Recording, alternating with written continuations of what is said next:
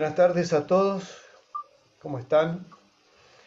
Hoy tenemos a nuestro querido amigo Victorio Enrique Sonsogni, quien es ingeniero civil, recibido en la Universidad Nacional de Rosario en 1976, luego máster en ingeniería en la Universidad Federal Río Grande do Sul de Brasil en 1981.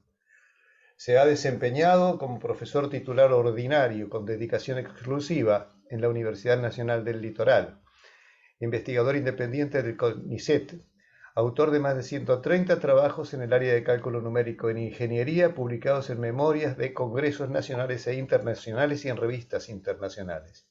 Es miembro fundador de la Asociación Argentina de Mecánica Computacional, secretario de la misma entre 1985 y 2005 y presidente de dicha asociación desde 2005 a 2015. Es coordinador y miembro del comité organizador de numerosos congresos nacionales e internacionales, entre los cuales se pueden mencionar el cuarto Congreso Mundial de Mecánica Computacional, el cuarto Congreso Panamericano de Mecánica Aplicada y el primer Congreso Panamericano sobre Mecánica Computacional, así como varias ediciones del Congreso Argentino de Mecánica Computacional, entre otros. Tiene mucho más antecedentes y publicaciones, pero no le vamos a restar más tiempo a Victorio. Bienvenido, Victorio, y adelante con tu disertación. Bueno, gracias Eduardo, gracias a todos los amigos del Ateneo por la posibilidad de estar nuevamente acá con ustedes para conversar sobre este tema. Yo voy a hablar un poquito de inicios de lo que es esta tarea de computación científica en Argentina. Voy a intentar primero precisar un poco cuál es el objeto, digamos, de la charla, ¿no? Es decir, sobre qué vamos a hablar. Quienes estuvieron el año pasado, yo estuve hablando sobre un tema que habíamos llamado mecánica computacional, ¿no? Precisando un poco de qué se trataba esto, una disciplina relativamente nueva, es decir, que a veces se la conoce con distintas denominaciones, mecánica computacional o multifísica computacional. Por ahí se encuentran digamos, revistas, congresos que hablan de métodos numéricos aplicados en ingeniería, métodos computacionales en ciencias de ingeniería, computación científica. Es decir, hay digamos, una serie de frases o de designaciones con las cuales se reconoce esta disciplina. Nosotros decíamos que esta disciplina se apoya en tres patas, digamos, ¿no? Es decir, por un lado, la mecánica, lo que es el modelado numérico de problemas de la física matemática. Digamos, de los problemas físicos ya hace, digamos, algunos siglos en que se pueden modelar matemáticamente, es decir, un modelo matemático que representa el comportamiento de un fluido que se desplaza, de un sistema térmico, mecánico, eléctrico, etc. Entonces, toda esa formulación, digamos, de base es una de las patas en la que se apoya, que está referida al problema que nosotros queremos resolver, el problema práctico.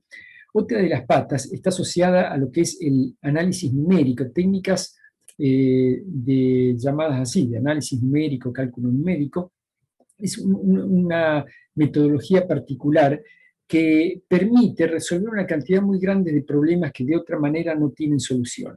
Entonces, los problemas planteados en la mecánica, digamos, en las ramas de la física, etc., se pueden resolver con estas técnicas llamadas técnicas numéricas, o procedimientos de análisis numérico, cálculo numérico. El problema que tiene es que hay que realizar una cantidad muy grande de cuentas y sobre una cantidad muy grande de números. Entonces, eso lo hace inviable si uno lo va a intentar hacer, por ejemplo, a mano. Entonces, ahí aparece la tercer pata de esta disciplina, que es todo lo que tiene que ver con la parte informática. Entonces, ustedes van a ver que precisamente la mecánica computacional, los métodos numéricos en ingeniería, etcétera, tuvieron un desarrollo que comenzó paralelamente a la existencia de las computadoras, hace 70 años. Vamos a hablar un poquito de eso. Entonces, este es un poquito el objeto al cual yo quiero referirme en esta charla. Eh, a ver, vamos a empezar por la pata computacional, que yo puse acá. Bueno, entonces ahí precisamos un sistema computacional. Bueno, ustedes saben que las computadoras, que ahora no son tan familiares, tenemos por doquier, constan de dos partes, digamos, ¿no? Es decir, el hardware y el software. Estas palabras las hemos adoptado del inglés porque no tenemos una traducción directa en nuestro idioma. Qué sé yo, en Francia, por ejemplo, en francés le llaman logiciel al software, pero de todas maneras, bueno, nosotros usamos las palabras hardware y software y ustedes saben de qué se trata, ¿no? El hardware es toda la parte de los componentes físicos, digamos, del sistema computacional, todo lo que se construye, lo podemos tocar. Aquí aparecen los cables, circuitos impresos, chips, etcétera. Y bueno, con todo esto lo fabricamos, lo tenemos ahí, físicamente está ahí, lo podemos ver, tocar, pesar. Ahora, ese equipo, que puede ser muy sofisticado, así como está, no nos sirve para resolver nuestro problema, así para utilizar, para sacar cuentas, lo que sea. Hace falta una parte insoluble de él, que es esta otra parte, el software. Digamos, hardware y software son dos componentes, todo este sistema informático, necesarias las dos. Es decir, ninguno de los dos funciona sin el otro. El software no funciona sin el hardware y viceversa. ¿Qué aparece dentro del software? Es toda la programación, digamos, el programa que hace que todos los componentes del hardware puedan hacer su tarea y entregarnos el resultado que nosotros queremos. Dentro del software, bueno, hay muchos tipos digamos, de programas metidos ahí.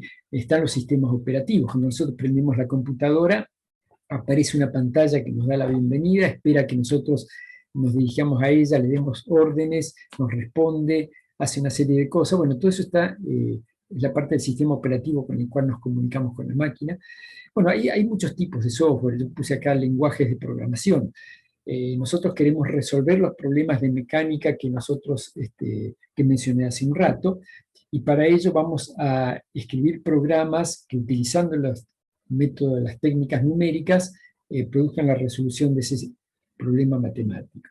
Y esos programas se escriben con un lenguaje de alto nivel que maneja el ingeniero o el analista computacional para poder escribir esos programas que van a correr en la computadora. Bueno, todas esta parte del sistema operativo, todos los lenguajes, montones, miles de programas y de aplicaciones, están hechas todas por la gente que trabaja en la parte de informática, ingeniero informático, ingenieros de sistema, en procesamiento de datos, llámenlos como quiera, hay muchas especialidades. Hay otra parte del software, yo he puesto acá, que es software de aplicación, que me quiero referir con esto a aquellos programas que van a intentar resolver esos problemas que yo planteaba hoy de problemas físicos. Por ejemplo, supóngase que queremos estudiar cómo se comporta el flujo turbulento en la salida de una turbina, por ejemplo. Bueno, hay ecuaciones de la física que se plantean ahí, es un problema matemático a resolver. Utilizando las técnicas numéricas se escribe el programa. Bueno, ese programa es este software de aplicación. Este es el que hace el analista en mecánica computacional, o en computación científica, o en métodos computacionales para ingenierías y ciencias, etc. Entonces, esta sería la parte del programa que escribe la gente que trabaja en este tipo de tareas que estamos mencionando. Hay un viejo chiste que dice que, bueno, el hardware es toda la parte, digamos, del sistema informático que uno puede patear. Y haciendo un juego de palabras, el software es todo aquello que solamente uno puede insultar. Bueno, vayamos un poco al hardware, es decir, cómo llegamos a las computadoras que tenemos ahora. Bueno, yo dije la palabra computadora, es decir, hay distintas maneras de llamar a esos sistemas en distintos lados. En general, nosotros en castellano ya no usamos la palabra computadora, en inglés es computer, hay muchos idiomas donde se lo designa así, computer o palabras parecidas a esto. ¿Qué significa? Bueno, significa que es un dispositivo que hemos creado para hacer cuentas. Computar es hacer cuentas. Entonces, y de hecho, las primeras computadoras, vamos a ver ahora una pequeña recorrida histórica, se hicieron para poder hacer cuentas, que era un problema que teníamos. En francés, por ejemplo, se lo llama ordinateur. O sea, ese aparato se le llama ordenador, para ordenar números y datos. Si bien inicialmente se construyeron las computadoras con esta finalidad de sacar cuentas, que resultaba difícil sacar manualmente, yo creo que actualmente las computadoras hacen más bien una tarea para nosotros esencial en la parte de manejar datos, manejar una cantidad muy grande de datos, computadoras en lugares por ahí a veces impensados por nosotros, porque la computadora en la que estamos sentados trabajando ahora, para nosotros visiblemente es una computadora, pero tenemos que ir a los teléfonos celulares, los relojes, en muchos lados, automóviles, hay sistemas que de alguna manera contienen el hardware y el software como para poder dar respuesta a algo que en su gran mayoría yo creo que ahora adquiere más importancia la parte de manejo de datos que la parte de sacar cuentas en sí. Bueno, a ver, ¿cómo llegamos al tema de las computadoras ahora? A ver, nosotros, voy a hacer una breve recorrida histórica, digamos, muy rápida, digamos, de los equipamientos para poder calcular. Bueno, me remonto a la antigüedad y, bueno, uno de los primeros sistemas han sido los ábacos, como una cosita como esta que está acá. O sus variantes, podrían ser los tipos que manejaban los incas, etc. A ver, ¿qué es esto? El abaco es simplemente comenzaron siendo rayas con semillas o piedritas, se iba haciendo cuentas. Digamos, esto existe desde hace mucho tiempo y realmente fue muy importante. Puede parecer algo trivial, realmente nosotros regalamos abacos a los chicos pequeños que todavía no están en edad escolar como para que jueguen, entonces uno puede intentar menospreciar un poco la tarea del abaco, pero fíjense, ustedes ubíquense si tuviesen que escribir con una notación numérica, es decir, la notación de los números, como usaban, por ejemplo, los griegos en la antigüedad o los romanos. Escriban, por ejemplo, el número 37 y el número 43 en romano e intenten sumarlo. Es imposible, no se puede. Hasta que Fibonacci, por ahí alrededor del año 1300, impulsó la adopción del sistema de numeración arábiga, dándose cuenta de la facilidad que traía para hacer cuentas. Ahora nosotros sumar esas 37 y 43 sería muy fácil, pero con la numeración romana es imposible. Entonces, bueno, tenían que recurrir a este tipo de cosas para poder hacer las cuentas. Bueno, a ver, yo voy a pasar ahora, voy a saltear al siglo XVII, porque prácticamente en 1617 John Napier, escocés, bueno, introdujo los logaritmos, inventó el concepto de logaritmo, y esto es importante porque, bueno, pasó a ser importante para los ingenieros, los científicos. Si ustedes recuerdan, los logaritmos, cada número está asociado unívocamente a un logaritmo, ¿no? Tiene un logaritmo único. Y cuando nosotros multiplicamos dos números, se puede observar que el número resultante es un número cuyo logaritmo se obtiene sumando los logaritmos de los dos números que se multiplicaron. O sea, si yo puedo entonces asociar cada número a su logaritmo, cuando tenga que multiplicar dos números, que es una cuenta que no es tan sencilla como la de sumar, yo podría sumar sus logaritmos y entonces tendría el logaritmo del número resultante de la multiplicación. Esto posibilitó que Oughtred creara unas reglas de cálculo. Acá hay una fotografía de una regla de cálculo actual del siglo pasado, digamos. Napier no había creado esta regla, sino una serie de tablillas, los huesos de Napier le llamaban, para hacer cuentas, pero con la misma idea de poder ir sumando los logaritmos. Enseguida voy a volver un poquito a describir cómo funcionaba esto. Pero en el mismo siglo XVII, unos pocos años más tarde, Pascal, cuyo retrato está aquí, inventa una calculadora mecánica. Se la llamó Pascalina, precisamente es esta máquina creada por Pascal. Esta fotografía que está acá no es una máquina que construyó él, se construyó un par de siglos después, pero bueno, es la idea de lo que él desarrolló. Había una serie de engranajes y rueditas con los cuales uno iba entrando los números con los cuales quería hacer las cuentas, y bueno, y acá se iban en esos visores marcando los números que se iban obteniendo. Es una máquina, si uno se pone a pensarlo, sencilla, una máquina mecánica para poder hacer cuentas esencialmente de sumar, se puede multiplicar, etc. Les aclaro, estas slides que estoy poniendo no son, hay muchos más intermedios, estoy salteando muchas cosas, estoy queriendo referirme un poco a algunos hitos que me parece importante como para poder llegar a las computadoras que tenemos hoy, pero hay cosas intermedias que no estoy mencionando. Fíjense, estamos en el siglo XVII. Estas dos cosas, la regla de cálculo y las máquinas mecánicas de sumar y restar, esos dispositivos fueron utilizados hasta hace muy poco, hasta la década de 1970, hace 50 años atrás o menos. Los ingenieros, los científicos usaban reglas de cálculo, usaban máquinas mecánicas de calcular. Y bueno, de hecho, obras emblemáticas del siglo XX, como fíjense que hay una imagen del famoso Empire State, o todo lo que se ha hecho en el siglo XIX, el puente de Brooklyn, la Torre Eiffel, etc., fueron calculados con regla de cálculo.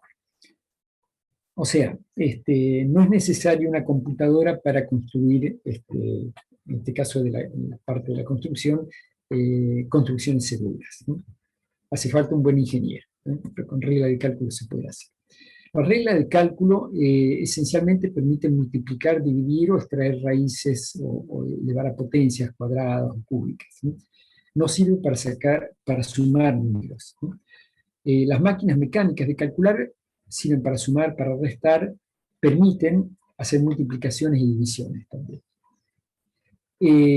Por ejemplo, las reglas de cálculo, a ver, yo creo que algunos de los que me están escuchando las conocerán de mano propia.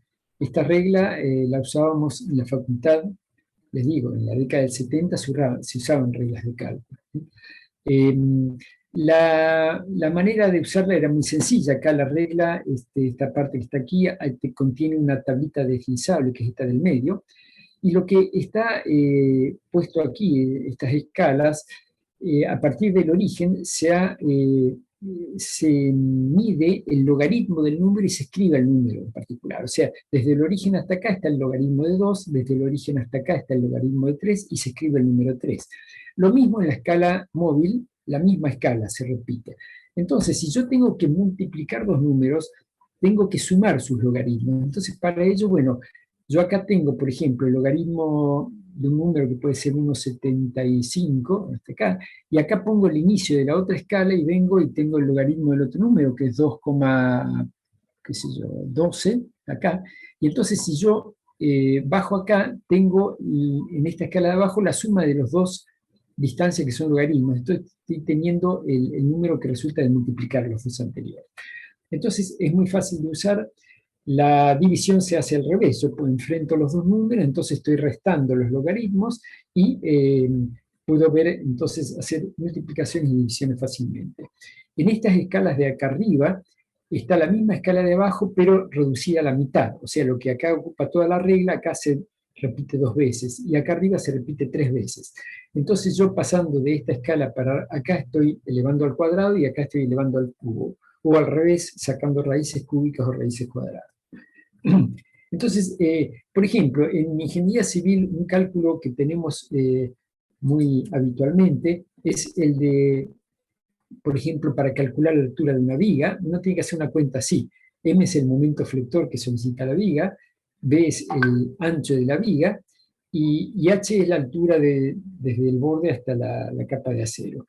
Y para calcular esto hay que hacer esta cuenta, hay que dividir M por B, sacar la raíz cuadrada y multiplicarlo por un coeficiente que depende del tipo de materiales, de hormigón y de acero que usemos.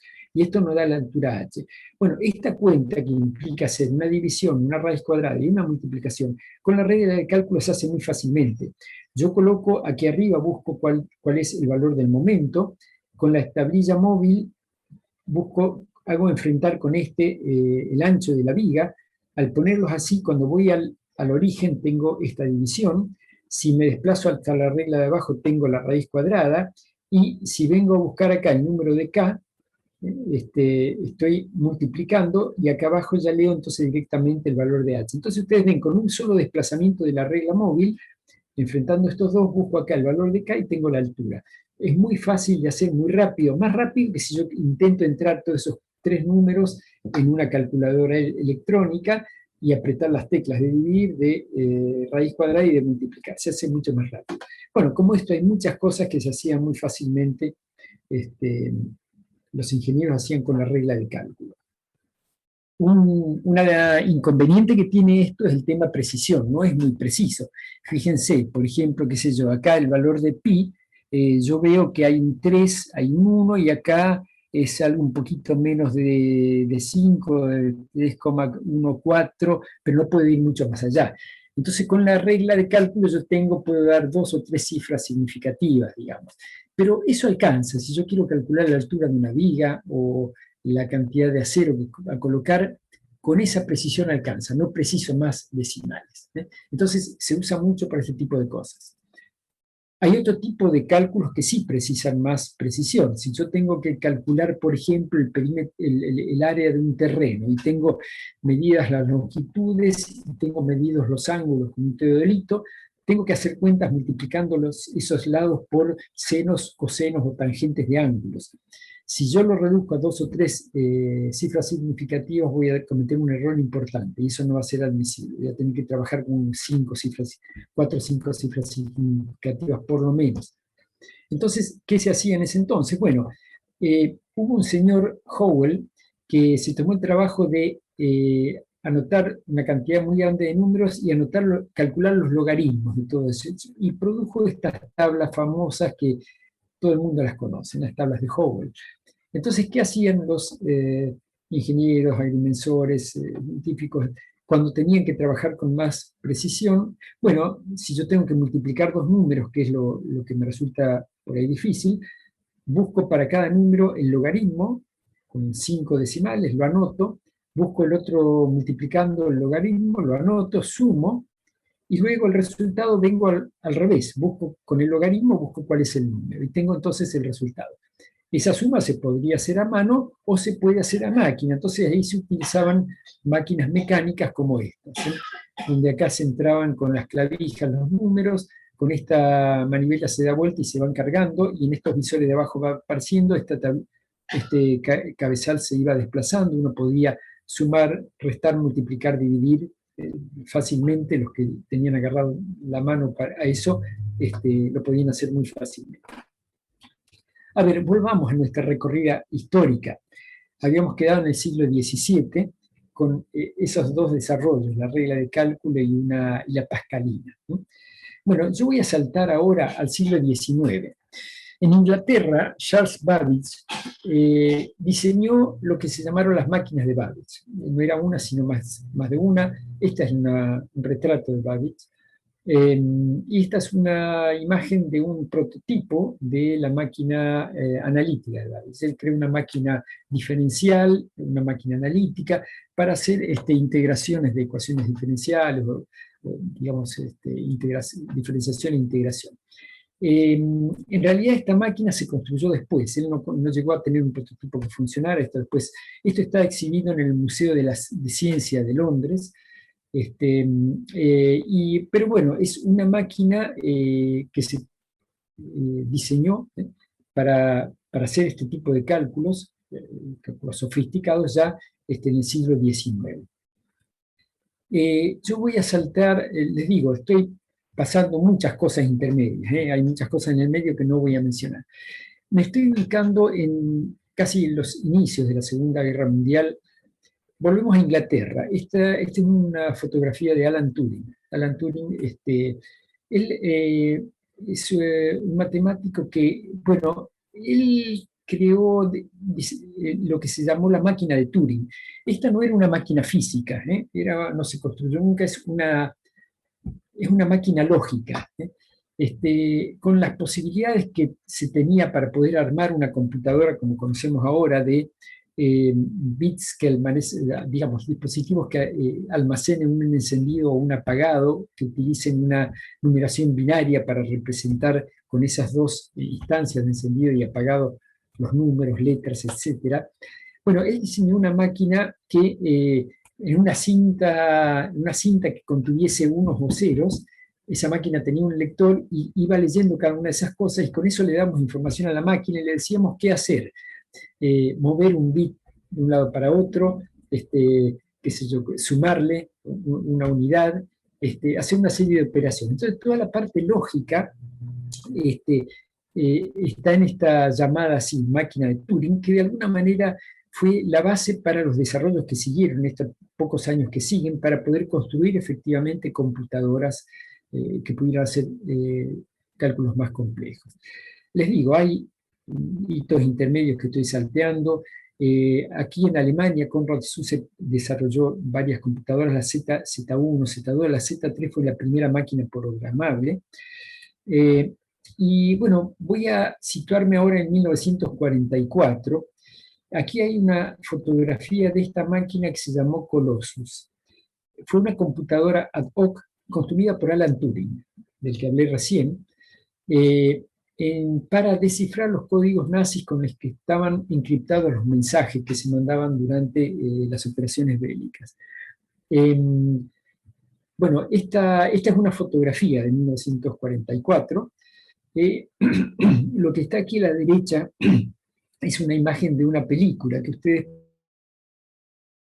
muy vieja, hace pocos años se filmó esta película, se llamaba Descifrando el Enigma. Aquí está el personaje de Turing, representado por este actor. En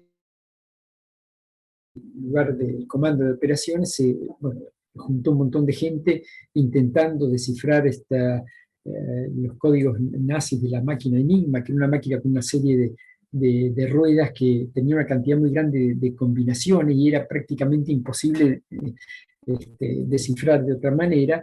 Y bueno, esta máquina fue construida por Turing y consiguieron descifrar el enigma. Bueno, se estima que eso contribuyó en reducir en varios meses la duración de la guerra y en un ahorro importante en pérdidas de vidas humanas y de dinero, ¿no? Bueno, Turing, qué sé yo creo que, bueno, debe ser considerado una especie de héroe en la guerra por esto, eso contribuyó muchísimo para el final que tuvo la guerra. El pago que recibió fue medio extraño, porque la corona británica lo paró con algo que ya habían hecho con Oscar Wilde hace algunas décadas atrás, fines del siglo XIX. Fue procesado por homosexual y fue obligado a hacer un tratamiento de castración química que, bueno, de alguna manera fue minando su voluntad y terminó suicidándose en el año 1952, creo, si no estoy errando, yo ya había nacido cuando se mató Turing por eso.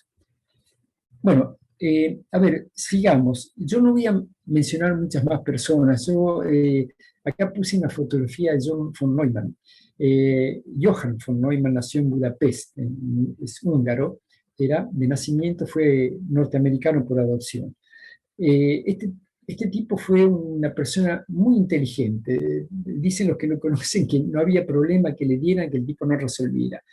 Tiene desarrollos muy importantes en física cuántica, en muchas ramas de la matemática. Bueno, von Neumann también contribuyó mucho para armar los esquemas de lo que fueron las computadoras que se empezaron a construir ahí. De hecho, hay una arquitectura que tiene su nombre, vamos a mencionar un poquito ahora enseguida a qué se refiere, pero bueno, es otro de los hitos que quería poner. En 1946, en Estados Unidos, se construyó esta computadora llamada ENIAC. Esta fue la primera computadora electrónica de propósito múltiple. El Colossus se había hecho específicamente para eso, para descifrar enigma y cosas así, pero esta era una que podía servir para varios tipos de problemas. Bueno, un problema, una dificultad de ella, ustedes ven acá todos estos cables, para cambiar el programa y adaptarlo a otro problema a resolver, uno tenía que reconfigurar acá la ubicación de los cables y cambiar, conectar los cables en clavijas diferentes y cambiar la configuración para cada tipo de problema. En 1950, en Estados Unidos, también se construye la UNIVAC, que fue la primera computadora comercial de programa almacenado. Acá no había que reconfigurar la máquina, el programa estaba cargado en la memoria del computador igual que los datos. Entonces, de esa manera se le indicaba a la computadora qué cosas hacer con un programa ya escrito y almacenado en la memoria de la computadora. Bueno, a ver, ya estamos en la década del 50, en este año nací yo, pero a partir de ahí se empezaron a construir muchas computadoras. Yo voy a parar un poquito digamos, este recorrido. Bueno, acá, por ejemplo, puse una fotografía de la IBM 701, construida en 1953, bueno, siguieron varios modelos de IBM, etc. En esa década, 1950, fue muy grande toda la actividad en esto. Vamos a ver ahora enseguida cómo en 1960 ya llega una computadora aquí a Argentina, una computadora británica. Y bueno, vamos a hablar enseguida también un poquito de unos aspectos tecnológicos que tenían estas computadoras que fueron mejorando, mejorando su performance. A ver, ya en la década del 70 empezaron bueno, no sé justo el año en que habrá sido, pero a desarrollarse los microprocesadores. Eso permitió reducir mucho el tamaño de las computadoras estas y aumentar mucho la velocidad de procesamiento. Y hacia fines de la década del 70 aparece la Apple, ¿no?, las primeras computadoras personales, y a principios de la década del 80 la Personal Computer de IBM. Que bueno, fueron los dos paradigmas prácticamente de computadoras personales que digamos, crecieron durante la década del 80, ¿no? Esto permitió entonces abandonar esas grandes computadoras que ocupaban toda una habitación completa y tener una máquina uno podía tener encima del escritorio, con performances bastante buenas, ¿no? Bueno, a ver, las computadoras secuenciales tienen una arquitectura, esta que se llama arquitectura de von Neumann, que, bueno, acá de una manera súper simplificada, hay una memoria donde está almacenado, bueno, tanto el programa como todos los datos que tiene que usar el programa. Hay una unidad de procesamiento que contiene unidades aritméticas, lógicas, etc., una unidad de control. Entonces, bueno, el programa le está indicando qué cosas hacer y va y trae datos de la memoria hasta la unidad de procesamiento, hacen las cuentas y los resultados se vuelven a guardar en la memoria. De modo tal que si sacamos una foto en un instante cualquiera, hay una operación que está realizando en la unidad de procesamiento central.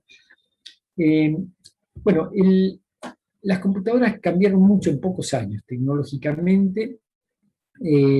Inicialmente se usaban relés, luego tubos de vacío, transistores, circuitos integrados. Todo eso permitió ir achicando las computadoras, mejorando la velocidad de procesamiento, etc.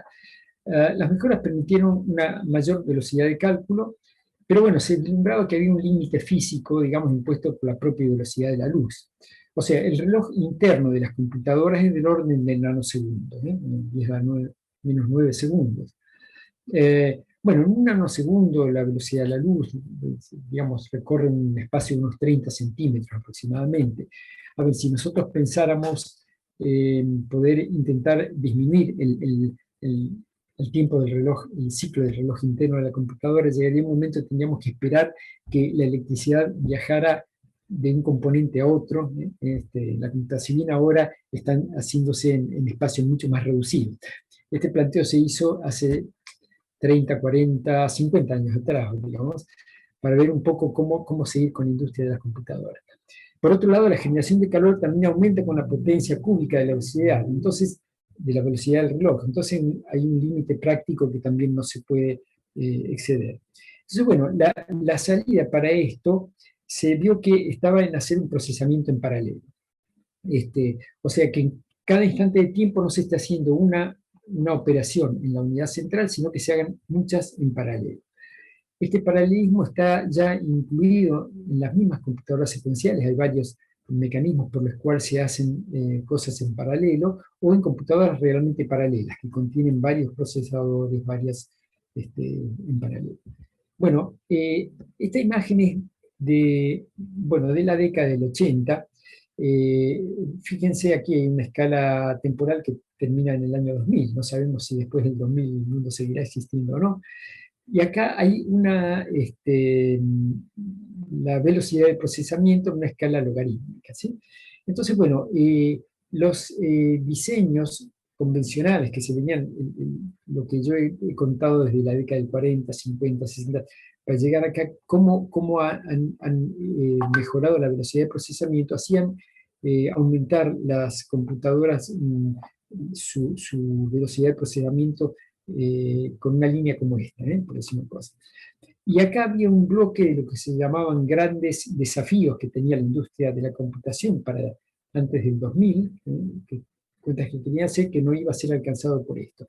Que con los diseños de computadoras paralelas, entonces se podía progresar con una velocidad distinta y poder alcanzar este bloque deseado de desafíos de cálculo. Bueno, hay muchas clasificaciones de computadoras. Bueno, las computadoras secuenciales son aquellas que siguen básicamente la arquitectura de von Neumann que mostré. Las computadoras paralelas hay de distintos tipos. Las vectoriales, donde aquí hay varias unidades de procesamiento desdobladas en vectores. Entonces, en un instante se hace a lo mejor 64 cuentas paralelas de un vector al mismo tiempo, por decir un número. Hay multiprocesadores de memoria compartida, de memoria distribuida, clústeres, sistemas distribuidos. Bueno, por ejemplo, las computadoras de memoria compartida, la idea es así. Hay una memoria que contiene, digamos, unificada para todos, y hay varios procesadores que acceden todos a la misma memoria. Entonces, los datos que están acá se pueden procesar en paralelo en varios procesadores que vuelven a escribir sobre la misma memoria. Las computadoras de memoria de acceso local, cada procesador tiene acceso a su propia memoria y hace las cuentas con los datos que tiene acá. Como el problema que nosotros alocamos en la computadora no es un problema que contiene varias cosas desacopladas, sino un problema global, no pueden trabajar en forma independiente y tienen que estar conectados entre sí, y a través de mensajes tienen que poder preguntar a este procesador a estos otros cosas sobre la cuenta que está haciendo. Y de esta manera hacer toda ingeniería para escribir un programa que pueda particionar la ejecución del programa en este tipo de computadoras. Los clústeres, bueno, clúster es un racimo, digamos. Esta es una fotografía de uno de los primeros clústeres que tuvimos en el CIMEC. Estaban constituidos, bueno, acá cada uno de estos gabinetes tienen procesadores, memorias, placas de red, etcétera, y están todos interconectados con una red de alta velocidad. Entonces acá hay un esquema parecido al que yo he mostrado acá, varios procesadores con acceso a su memoria que van a trabajar en forma coordinada. Hay una computadora diferente, que es esta, el Frontend, Cube Manager, etcétera, con la cual dialoga el humano. Se sienta acá y entra en sesión acá, entra los datos a esto, y esta lo distribuye entre los distintos procesadores para hacer las cuentas. Bueno, el desarrollo de las computadoras ha sido así muy impresionante. Mario, cuando nos estuvo hablando, Mario Storti, cuando estuvo hablando de supercomputadoras hace unos meses, cuando estuvo hablando de esta organización Top 500, que desde 1993 ha comenzado a hacer un relevamiento anualmente, 2 veces por año, de las potencias de las computadoras. Y esta es un poco la evolución. Esta es una escala aritmética de los años que están en el 2020, 2025, 1990. Y esta es una escala logarítmica de potencia de cálculo. Cada uno de estos escalones está multiplicado al anterior por 10. Esta línea está marcando la velocidad que tiene la computadora más rápida del mundo en ese momento, en cada uno de estos años. y esta que está en azul es la computadora que está en el orden 500 de ese ranking, ¿no? Y esta verde es la suma de las 500 potencias, de la velocidad de cálculo de las 500 computadoras está registrado acá arriba. Bueno, la computadora más veloz actualmente es la Fugaku, está en Japón, que tiene 7.300 casi núcleos de cálculo, de fotografía. En este primer lugar ha estado, históricamente comenzaron computadoras de Estados Unidos, esencialmente asociadas a laboratorios nacionales de la defensa, el Lawrence Liverpool National Laboratory, los Álamos, etcétera, figuraron muchos años entre las primeras computadoras. Después en algún momento hubo computadoras japonesas, luego computadoras chinas. Bueno, la foto de hoy nos marca esta como la computadora más rápida. Bueno, a ver, fíjense, el título yo he puesto acá: las mujeres programan parte de las computadoras. No sé si ese título les recuerda algo. Yo lo puse a propósito. Una de las primeras charlas que tuvimos este año, en este ciclo 2021, fue una que se llamaba Las mujeres sostienen la mitad del cielo. Y estaba destinada a reivindicar un poco el rol de la mujer en la parte de astronomía. Bueno, yo acá quise hablar dos palabras de esto. En realidad no hay muchas mujeres que hayan aparecido en este breve recorrido que yo he hecho. Digamos, efectivamente la participación de los hombres ha sido mayoritaria, digamos, en el desarrollo tanto de la parte de hardware como del software. Pero bueno, en todas las ciencias duras también la participación de las mujeres ha estado creciendo en estas últimas décadas. Bueno, la actividad ahora se está, digamos, igualando un poco con respecto a lo que era antiguamente. Pero bueno, quería mencionar que, por ejemplo, este es un retrato de Ada Lovelace, es la hija, nacida Ada Byron, la hija del poeta Lord Byron, que se considera la primera programadora en computadoras. Ella trabajó sobre la máquina diseñada por Charles Babbage y diseñó unos algoritmos para ser utilizados en la máquina de Babbage, o sea, programarla para poder hacer una serie de operaciones aprovechando esa infraestructura, ese hardware que había diseñado Charles Babbage. Esta que aparece acá es Grace Hopper, era matemática y militar norteamericana. En 1952 creó el primer compilador. Un compilador es un traductor que traduce el programa escrito con el lenguaje de alto nivel que maneja el ingeniero, el programador, que se parece mucho a una expresión matemática, de cómo uno escribe un algoritmo, las operaciones matemáticas, lo traduce al lenguaje que entiende la máquina, que es mueva un bit para acá, sume un bit a esto, mueva tal dato allá, ese tipo de cosas. Bueno, esos son los compiladores. Bueno, Grace Hopper creó el primer compilador en el 52. Si ustedes recuerdan la fotografía de la máquina Colossus que yo mostré recién, vieron que había unas mujeres operándola, y ahora un poquito más adelante voy a mostrar una fotografía de la máquina Clementina y van a ver que hay otra mujer operando ahí. En fin, ha habido muchas mujeres que por ahí a lo mejor no aparecen en la cartelera. A ver, en Argentina, ¿qué pasa? Estoy queriendo hablar cómo llegó hasta la Argentina. Bueno, hubo algunos intentos de construcción de computadoras. Entre los años 1973 y 76, Juan Carlos Escudé, que era militar, ingeniero, estaba en la Armada, construye un prototipo de la computadora Argenta, ¿no? Así se la llamó. Bueno, ese proyecto en realidad no avanzó mucho más, o sea que quedó allí. En Argentina había fábricas, por ejemplo, la FATE es una fábrica argentina de telas engomadas, fabrica neumáticos, pero creó una división electrónica y fabricó calculadoras electrónicas, la Cifra, por ejemplo, estaban fabricadas por esta empresa. Olivetti también tenía calculadoras eléctricas, se fabricaban acá en el país. Pero bueno, en realidad el tema de fabricación de computadoras no progresó mucho más allá. Pero acá yo quiero mencionar el año 1960, esta fotografía es de Manuel Sadowski. Ustedes lo conocen, es un importante matemático, ya fallecido. Sadowski creó en 1960 el Instituto de Cálculo en la Universidad de Buenos Aires. Y ordenó la compra de la primera computadora que llegó a las universidades argentinas. Se la llamó Clementina. Creó también la carrera de computador científico en la UBA.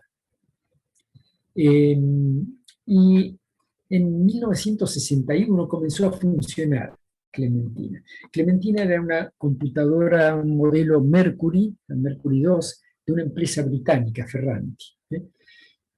Tenía un lenguaje propio, el AutoCAD, funcionaba con cintas perforadas. Fíjense acá, esto está operando, está en la Universidad de Buenos Aires. Mediante cintas perforadas uno se comunicaba con la máquina. Le entraba datos, entraba programas a la máquina. Y bueno, funcionó ahí en la Universidad de Buenos Aires desde 1961 hasta 1971. Bueno, y ahí dejó de funcionar. Fíjense, fue una década acá.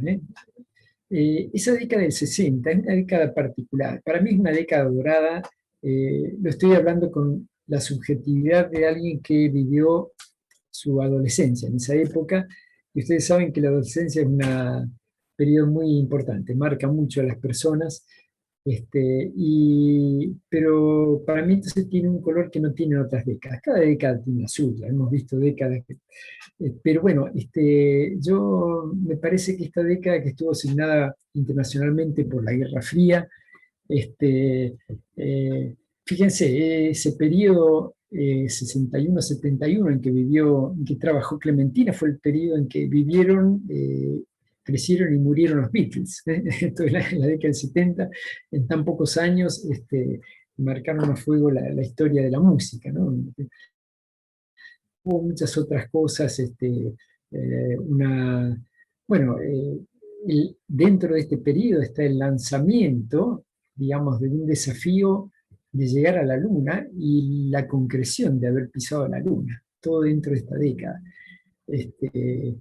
Bueno, los movimientos, qué sé yo, el Mayo francés, el movimiento hippie, realmente yo creo que hubo una década muy particular. Lamentablemente también acá tenemos que situar la noche de los botones largos. Eso hay que decirlo porque, bueno, está asociado a esta fotografía que ponemos acá. El golpe de Onganía, que derrocó al gobierno de Ilia, atestó un golpe muy fuerte en todo el sistema universitario y científico de Argentina. Hubo un éxodo de mucha gente, y la Argentina, que hasta ese entonces marchaba en una posición predominante en Latinoamérica, lejos de otros países, yo creo que no se ha podido recuperar cabalmente de ese golpe, y hoy nos encontramos tratando de mantenernos en una mediocridad de lo que es Latinoamérica. Hay que decirlo, no sé, espero que no les moleste, pero me parece que ese golpe militar fue más grave de lo que aparece a veces por ahí en los libros de historia, y no se le da a lo mejor la significación que tuvo. Bueno, fíjense, ya en la década del 60, a poco de haber comenzado a trabajar Clementina, la Universidad Tecnológica Nacional incorporó una computadora. Fue una de las primeras universidades nacionales que tuvo una computadora, una IBM 360, a mediados de la década del 60. Esta es una fotografía de una IBM 360 con la que había en el rectorado. Ya se empezó a trabajar y a utilizar en la educación. Yo cursé en la Facultad Regional Mendoza de la UTN en los últimos años de la década del 60 y los primeros años de la década del 70. Nosotros teníamos una materia en que programábamos, nos enseñaron a programar en Fortran. Fortran es un lenguaje de programación. El nombre proviene de Formula Translation. Es un idioma bastante antiguo, fíjense, estoy hablando en el año 60, ya existía y todavía existe, a pesar de que hay otros idiomas por ahí más desarrollados, pero bueno, se ha adaptado también, tiene nuevas versiones, más nuevas facilidades y se sigue utilizando. Pero lo usábamos en los cursos, ¿sí? ¿Cómo se hacía? La comunicación con la computadora era mediante tarjetas perforadas.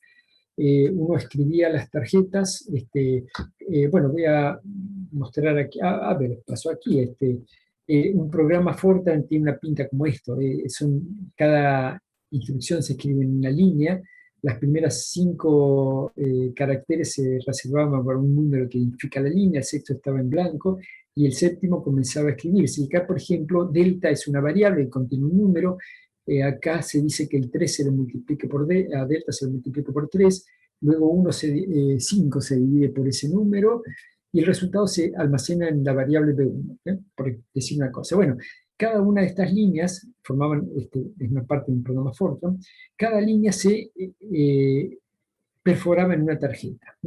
Entonces acá están las 80 columnas que tenía este formulario, y esto estaba perforado con un código que se llama código Hollerith, que es un código creado por este señor, Herman Hollerith, norteamericano, a fines del siglo XIX, lo creo. Él creó unas tarjetas perforadas diferentes a estas para poder manejar los datos de un censo poblacional. Ahí ya tenemos un desarrollo no asociado a querer que la computadora calcule, sino un desarrollo asociado al tener que manejar datos. Claro, con tarjetas perforadas por ahí era bastante fácil. Si uno quería, por ejemplo, sacar, no sé, todas las mujeres que tenía ahí, bastaba con poner una varillita que pasara por todas esas perforaciones. Cuando uno sacaba todas las tarjetas que no estaban cubiertas por esa, no cumplían esa condición, y así de esa manera podían manejarse datos muy grandes como los del censo. Bueno, las tarjetas se perforaban en una máquina perforificadora, como esta que está acá. Uno se sentaba, ponía la tarjeta y escribía en el teclado, y la máquina efectuaba las perforaciones. Lo de verificadora era porque una vez escrito se volvía a colocar la tarjeta y se volvía a tipear, y la máquina se encontraba desacuerdo entre lo que uno escribía y lo que estaba en la tarjeta, indicaba que había un error y había que escribirla de nuevo. Cada una de estas tarjetas representaba una línea. Para escribir un programa entero se ponía un bloque de varias tarjetas ordenadas, y se mezclaban, uno estaba haciendo macanas, se ataba bien, y eso se mandaba a la computadora. ¿Qué hacíamos nosotros? Eso se mandaba desde la Facultad Regional por correo a Buenos Aires. Ahí el bloque de tarjetas se cargaba en la computadora, se corría, y la computadora entregaba la salida en una impresora continua. Y entonces mandaban por correo el listado a la regional para poder ver los resultados.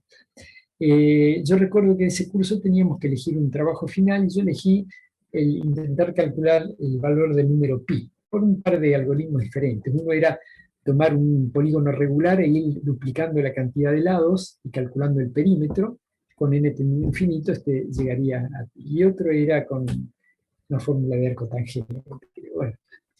Bueno, hice el programa, lo mandé, y bueno, cuando llegó ya había terminado el curso, y llegó el programa con errores. Efectivamente, ahora uno escribe ahí con el computador a TED y programa, corre y vuelve a escribir y corrige. Entiendo que no era muy ágil manejarse de esa manera, pero quiero decirles que en 1970, 71, 72 nosotros estábamos programando en Fortran, en la Facultad Regional Mendoza, y corriendo en esta IBM 360. A ver, en la década del 70, varias universidades incorporaron computadoras.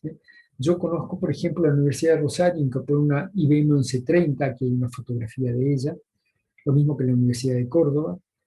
En la UBA se incorporó una IBM 360, lo mismo que el Centro Atómico de Bariloche, y acá hay más cosas que, bueno, yo desconozco, no he colocado aquí, pero en varias universidades comenzaron a trabajar con computadoras. Yo he trabajado en Rosario. Esta computadora tenía el nombre Berta. Berta era el nombre de la mamá de Carlos Gardel, por eso se la pusieron. Así que doña Berta era nuestra computadora. Y acá yo hice el primer trabajo que presenté en un congreso, lo hice acá. Esta computadora tenía una memoria central de 8K. uno piensa ahora cómo podíamos nosotros programar, hacer programas de elementos finitos, trabajando en una computadora de este tipo. Se trabajaban con tarjetas perforadas y con el listado de salida como el que les acabo de mostrar. Ya en la década del 80 se incorporaron varias computadoras, por ejemplo, VAX 11780. Esta es una computadora de la fábrica Digital de Estados Unidos, en varios centros regionales del CONICET, Santa Fe, Bahía Blanca, Salta y otros. En Córdoba, en la Universidad de Córdoba también incorporaron una VAX 11780, en la UBA una VAX 11750. Esta es una fotografía de la VAX. Aquí se ingresaba también por tarjetas perforadas o bien a través de una consola. O sea, había una consola en la cual uno se sentaba y escribía en el teclado y eso lo iba entrando directamente en la computadora, y la computadora en la pantalla iba tirando los mensajes que tenía que mandar al operador. Así que se empezó a trabajar con eso, pudimos eliminar todo lo que eran bloques de tarjetas y trabajar de una manera mucho más ágil y conveniente, digamos. Las VAX 11780 eran máquinas muy buenas, una muy buena performance. Nosotros en esa época, por ejemplo, trabajamos con gente de la Universidad de Lieja en Bélgica. Ellos allá no tenían una computadora como la que teníamos acá en Santa Fe, con una performance como esta. Esto durante toda la década del 80 prácticamente hemos seguido trabajando con este tipo de computadoras. Ya en los años 90 se generalizó el uso de computadoras de escritorio, las PC, que habían aparecido durante la década del 80 ya, y bueno, con velocidades de procesamiento bastante rápidas, bastante buenas. Entonces eso posibilitó que los investigadores salieran de los centros de cómputo. Nosotros teníamos que ir a trabajar acá, por ejemplo, con la VAX, con lo que sea, y ahora trabajaban directamente en su escritorio. Y bueno, todo esto se ha mantenido hasta ahora, digamos, se trabaja mucho en computadoras personales. Cuando hay operaciones muy involucradas en velocidad y en cantidad de cálculos, hay que ir a sistemas más grandes. Y bueno, ahí, por ejemplo, en el primer decenio de este siglo, se empezaron a experimentar, bueno, aquí en Argentina, por ejemplo, con los clústeres de procesadores. Bueno, fue una manera de poder tener una suerte de computación de alto desempeño acá, sin necesidad de adquirir computadoras del tipo de las que yo he mostrado por ahí en esa línea del top 500, computadoras muy caras, ¿no? Que a lo mejor no teníamos posibilidad de tener acá. Esto con, digamos, procesadores y equipos estándar se podían armar redes que en base al paralelismo y bueno, con unas buenas redes se podían trabajar bien. Ahora, la actividad volvía ahora, como había pasado en los años 70-80, a los centros de cómputo. Es decir, hasta entonces los investigadores trabajan en su computadora, pero ahora problemas grandes tienen que volver a llevarlos a estos lugares donde hay computadoras de alto desempeño. Y eso hay muchos en Argentina actualmente. En la segunda década del siglo XXI se creó el Sistema Nacional de Computación de Alto Desempeño, en el marco del Ministerio de Ciencia, Tecnología e Innovación Productiva, donde hay varios centros del país que están, bueno, digamos, asociados a este sistema, y los usuarios de cualquier lugar del país pueden utilizar estas computadoras. Hay una cantidad de tiempo destinada a ser usada por distintos usuarios del sistema educativo, científico, etcétera, que están ahora, digamos, organizadas a través de este sistema nacional. Bueno, quien puede hablarnos más de esto es Mario Storti, que está acá presente, que es un actor digamos, que está en la línea caliente de trabajar con el Sistema Nacional de Computación de Alto Desempeño. Bueno, yo he hablado un poco de la parte de computadoras, la parte del hardware, si ustedes quieren. Ahora, ¿qué hacemos con las computadoras? Bueno, en mecánica computacional, bueno, vimos que uno escribe programas para aplicar, programas de aplicación para resolver problemas que tenemos en la física, matemáticas, en ingenierías, en las ciencias, usando técnicas numéricas. Estas técnicas involucran una cantidad muy grande de cuentas o una cantidad grande de números. A ver, ¿qué es lo que pasó en nuestro país? Yo voy a hacer una referencia muy breve, muy rápida, voy a tratar de no no mencionar muchas cosas, pero a ver, en la década del 50, en Estados Unidos aparecieron las primeras aplicaciones de un método que se llama método de elementos finitos. Posiblemente ustedes lo hayan oído mencionar en algún contexto. Es un método numérico que se usa mucho en ingeniería, en ciencias. Este es un paper del año 1956 de Turner, Clough, Martin y Top, que lo usan, digamos, usan de alguna manera rudimentos de lo que sería esto para calcular estructuras de avión. Esto está representando el ala de un avión y hay paneles que están unidos por rigidizadores. Y este primer trabajo de Stiffness and Deflection Analysis of Complex Structures del año 56, yo creo que unánimemente un poco es interpretado como el primero donde aparece este tipo de métodos que después, bueno, se va a multiplicar exponencialmente de aquí en adelante. El nombre método de elementos finitos fue puesto por Ray Clough en un paper de 1960, del cual, bueno, yo tomaba estos dos dibujitos y hacía, usa el método de elementos finitos para análisis plano de deformaciones de una presa discretizada acá en elementos finitos, donde hace aplicaciones de esto, pero es donde por primera vez se usa este nombre. Y bueno, ya en toda esa, a partir de la década del 60 en adelante, una actividad frenética realmente para tratar de aplicar esta posibilidad de estudiar problemas que antes no se podían resolver en distintas ramas de la ingeniería. Empezaron con ingenierías estructurales, pasaron a la parte de fluido, la parte térmica, etc. Hay un número muy grande de aplicaciones que se pueden hacer actualmente sobre eso. A ver, en esa década hay muchos investigadores argentinos que comenzaron a interesarse en esto. Yo, a ver, no quiero hacer nombres porque voy a omitir muchos, pero, a ver, por situarme en la primera década, menciono Carlos Prato, Carlos Felipe de Córdoba, fueron a Estados Unidos a interesarse en este tipo de tareas, lo mismo que Agustín Ferrante de Buenos Aires, Carlos Previa de Rosario, Previa fue a Inglaterra, y comenzaron a trabajar en esto. A principios de los 70 se está utilizando en diversas universidades argentinas programas como el STRESS. El STRESS es un nombre que viene de Structural Engineering System Solver, desarrollado en MIT para estructuras de barras, hacer análisis de estructuras de barras. Posteriormente ahí mismo se desarrolló el STRUDL, Structural Design Language, que estudiaba estructuras de resultados planos, cáscaras, placas, etc. Y ya esto se utilizaba. Yo cuando estaba en Mendoza, en la tecnológica, se usaba el estrés, eran cosas de punta que se estaban usando en ese momento. En la década del 70 ya la actividad en las universidades fue extendida. Ya empezamos a trabajar estos métodos en la carrera, ya no estaba a lo mejor formalmente incluida en los currículos, pero se trabajaba en investigación,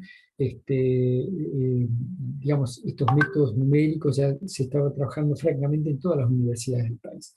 En el año 1977, Guillermo Marshall en Buenos Aires organizó este primer simposio sobre métodos numéricos en la mecánica del continuo.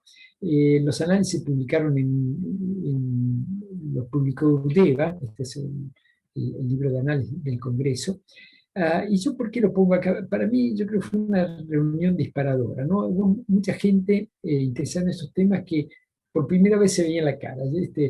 Y realmente esto sirvió como un disparador para una actividad que después fue creciendo y no ha terminado de parar, ¿no?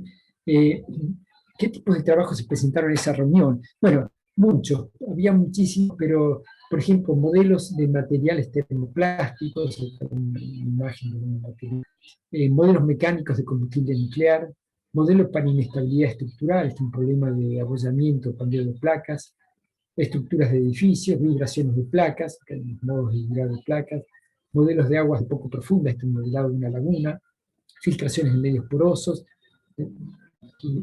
reservorios bidimensionales de petróleo, difusión de contaminantes, problemas de superficie libre, modelos estacionarios de capa límite, atmosférica, etc. Bueno, esto es un poco el tipo de problemas que se empezaron a presentar allí en esa reunión. A partir de allí, en el año 1983, Fernando Basundí y Sergio Pisanetsky en Bariloche, en el Centro Atómico Bariloche, organizan el primer encuentro nacional de investigadores y usuarios del método de elementos finitos. Se llamó ENIEF. Y en ese encuentro se organizó un curso a cargo del profesor Richard Gallagher de Estados Unidos sobre el tema de elementos finitos. Bueno, ahí se decidió seguir interactuando y se organizó un segundo ENIEF en 1984 y de ahí en más no ha continuado, no ha parado, sin solución de continuidad se ha seguido organizando congresos hasta el día de la fecha. De hecho, la excepción fue el año pasado por las cuestiones mundialmente conocidas, en que no se realizó un congreso anual.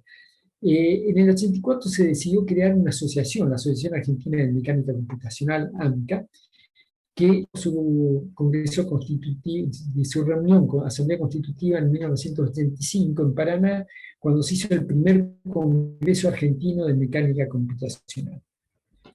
Bueno, a partir de allí la actividad fue muy sostenida. Hay muchos grupos en Argentina trabajando en computación, desarrollo de métodos computacionales y con una fuerte inserción internacional.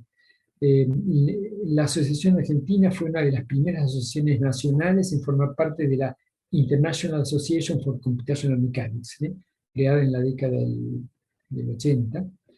Y bueno, se organizó en nuestro país el cuarto congreso de mecánica computacional en 1998, luego de los tres primeros que habían sido en Estados Unidos, Alemania y Japón. El congreso que se hizo en Buenos Aires en ese año fue el más grande de los cuatro hasta ese momento. Después, bueno, fueron superados.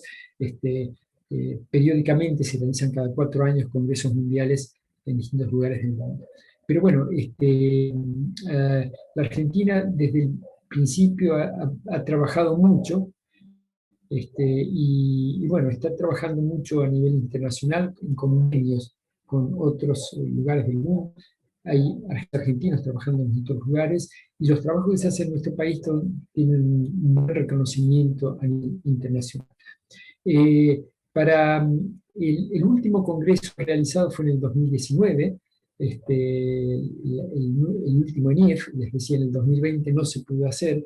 Bueno, quería mostrar un poquito los tipos de sesiones que se han organizado en este último. Fueron sobre acústica y vibraciones, análisis estructural, aplicaciones de reactores nucleares de potencia, aplicaciones de wavelets, aplicaciones industriales, computación de alto desempeño, cuantificación de incertidumbre y modelado estocástico, dinámica estructural, enseñanza de métodos numéricos, flujo y transporte multifásico en medios porosos y microescala, fundamentos matemáticos de métodos numéricos, mecánica de los fluidos computacional, mecánica de los sólidos, modelado de fallas de materiales, modelos computacionales derivados de imágenes, sistemas multicuerpos, que es la parte robótica, modelado multiescala de materiales, modelación computacional en bioingeniería, multifísica, optimización, control, teoría de aplicaciones, transferencia de calor en materia. En fin, para tener una idea del pantallazo de aplicaciones en las cuales se está trabajando en este tipo de ámbito, en este ámbito que acabo de mostrar. Yo voy a terminar aquí. Esto es voy a contarles acerca de cómo iniciamos este tipo de trabajos, cómo se iniciaron en el mundo y cómo lo hemos iniciado acá en Argentina a partir de hace ya unas 4 o 5 décadas, 6 décadas. Bueno, les agradezco, quedo en posición de ustedes para las preguntas necesarias. Bueno, Victorio, muchísimas gracias. Muy linda tu exposición y agradecemos también a la Facultad Regional Mendoza de la UTN. Un aplauso grande para Victorio como un